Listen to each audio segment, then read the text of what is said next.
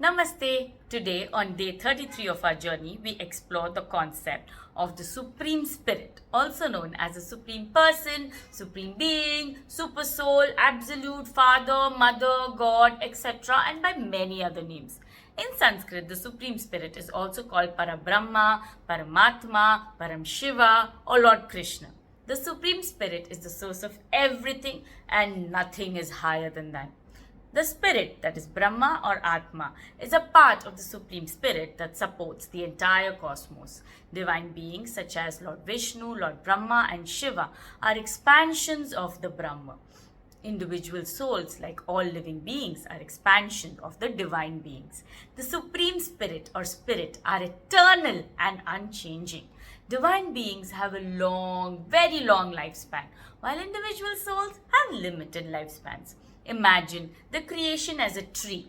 The Supreme Lord Krishna is the root, Atma or Brahma is the trunk, the cosmos are the branches, and holy books like the Vedas and the Upanishads are the leaves. Individual souls, like living beings, are the fruits and the flowers. Everything is connected and part of the Supreme Being. The visible world, including the sun, moon, earth, and galaxies, was created by Lord Brahma, supported by Lord Vishnu, and destroyed by Lord Shiva. Brahma, Vishnu, and Shiva are part of the energy of spirit or Brahma. The light energy of the sun also comes from Brahma, which is part of the Supreme Being, Lord Krishna. Sages say that everything is a form of Lord Krishna, who is inside and outside everything. He becomes everything. The one becomes all and comes to earth in human form to establish dharma, that is law and order, when needed.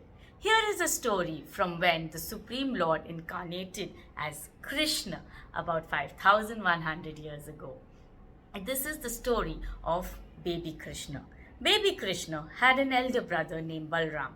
They played together in the village of Gokul.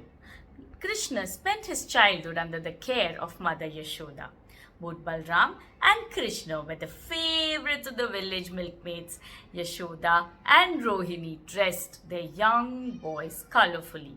Krishna in yellow with a crown of peacock feathers and Balram in blue. The boys made friends everywhere and often got into trouble. One day, while they were playing outside and making mud pies and getting dirty, an older boy ran to Mother Yashoda and complained, "Krishna has been eating clay." Annoyed, Mother Yashoda had also heard complaints about Krishna stealing butter. She came out and asked Krishna angrily, "Did you eat clay, Krishna? How many times have I told you not to put things in your mouth?" Krishna, not wanting to be punished, played a trick on her.